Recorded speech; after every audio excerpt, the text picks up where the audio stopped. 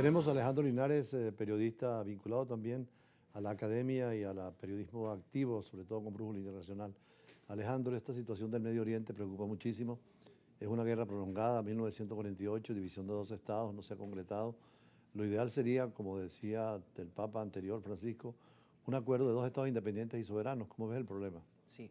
Bueno, en este momento el embajador, básicamente el problema se centra en la entrada de ayuda humanitaria a la Franja de Gaza.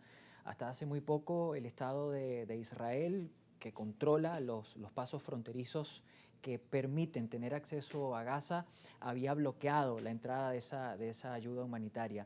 Desde el lunes de esta semana, el primer ministro Netanyahu dijo que empezaban a permitir la entrada de ayuda humanitaria de manera parcial. Tal y como nosotros lo estábamos viendo antes de ir a la pausa, han llegado cerca de 90 camiones con ayuda humanitaria. Eso es bastante menos de la cifra habitual de camiones que estaban llegando a Gaza antes del bloqueo. Se calcula, por ejemplo, que para 2024 a Gaza llegaban diariamente unos 500 camiones con ayuda humanitaria. Luego esa cifra se redujo drásticamente a unos 100 y ahora apenas 90. Según las Naciones Unidas, en sus últimos comunicados, voceros de Naciones Unidas así lo han dicho, se está básicamente librando una carrera contra el tiempo para evitar la hambruna dentro de la Franja de Gaza. Pero más allá del problema actual, momentáneo, que se ha prolongado mucho, en el fondo, para los teóricos de la política internacional, es que volvamos a la existencia de dos estados independientes y soberanos con respecto a evitar también el terrorismo.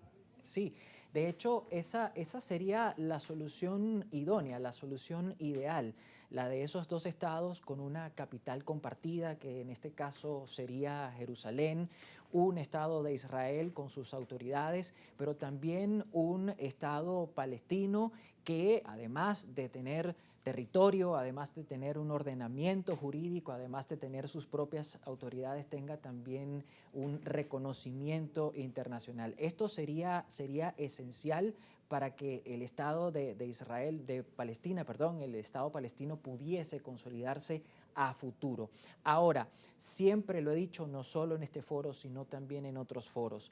Si bien esa solución es la más idónea, si bien es la más deseada, también va a depender en mucho de la voluntad de las partes, no solo de la voluntad de Palestina y en este caso de su vocero internacional, que es la Autoridad Nacional Palestina, sino también de la voluntad del Estado de Israel y actualmente del primer ministro Netanyahu como jefe de gobierno de Israel. Se vio un poco extraño para la prensa mundial la visita del presidente Trump, que siempre el presidente americano iba a México y a Canadá, los vecinos, sin embargo fue al Medio Oriente y fue solo a países árabes, a Emiratos, a Arabia Saudita y a Qatar, dejó de lado a Israel.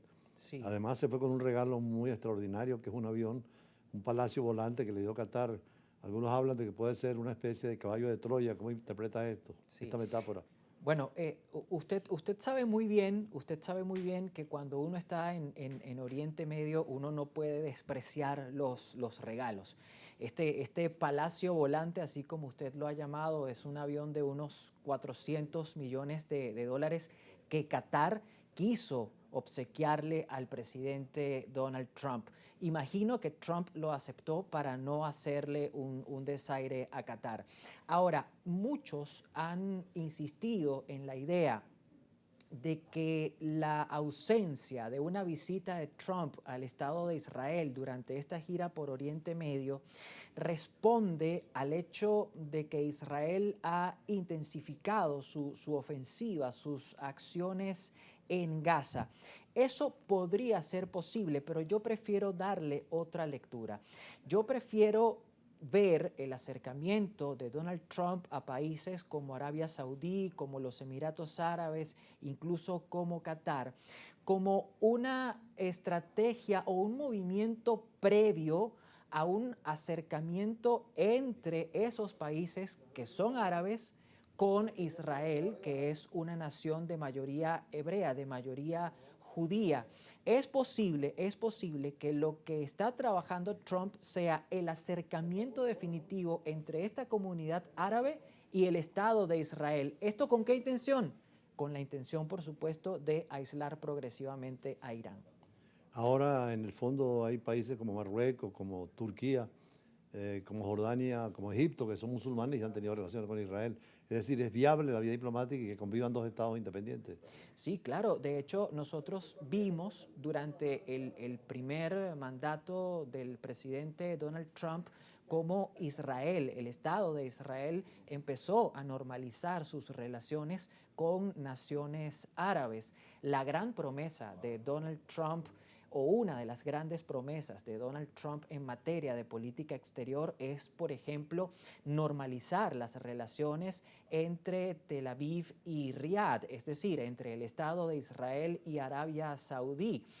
Precisamente Arabia Saudí, uno de los países visitados por Trump en esta gira. Entonces, lo que estoy diciendo, lo que estoy planteando no es descabellado. Es posible que detrás de esta gira, que se vendió como una gira netamente económica, como una gira netamente comercial, se hayan abordado temas que conduzcan hacia esa normalización de relaciones. Hablando del presidente Trump, también es noticia la semana que termina con la conversación telefónica. Hacía muchos años que no hablaban Estados Unidos y Rusia, además precedida por un voto en el Consejo de Seguridad, donde Estados Unidos y Rusia votan juntos.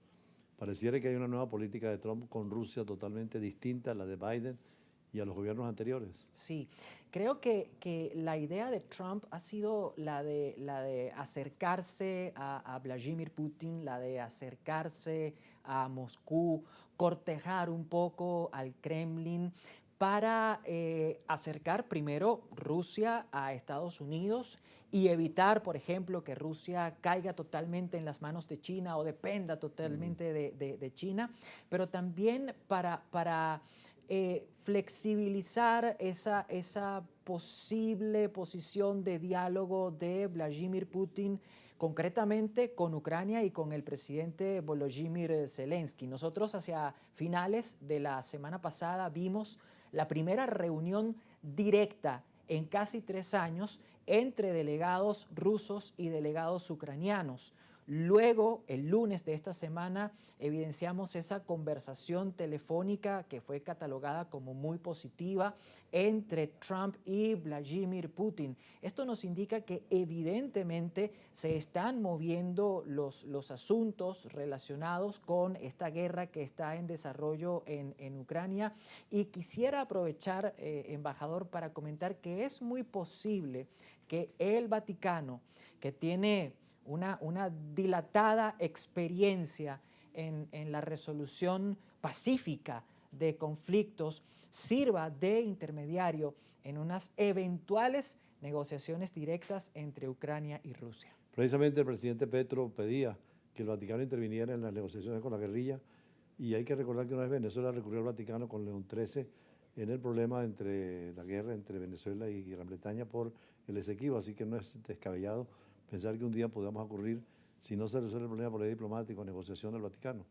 Claro, no es descabellado y de hecho usted mismo lo ha planteado. Usted en otros foros ha recordado, por ejemplo, cómo Guzmán Blanco, en su condición de presidente de Venezuela, acudió al Papa León XIII para que interviniera en el caso del diferendo territorial en aquel momento de Venezuela con Reino Unido.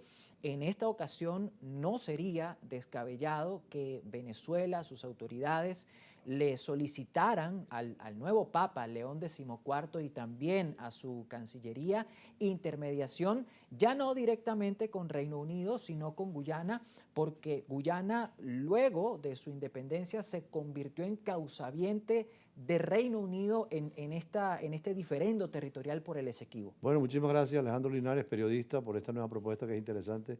Hay que ver en el campo internacional la dinámica y la complejidad y buscar todos los medios de solución pacífica. Siempre el Acuerdo de Ginebra de 1966 es la negociación entre las partes y buscar los medios para una solución ventajosa para las partes. Más adelante vamos a hablar con un amigo de Argentina en la vía de las empresas. Él es vicepresidente de la Asociación de Productores de Argentina, pero con mucha inversión en Venezuela e interés en el comercio binacional. Ya regresamos.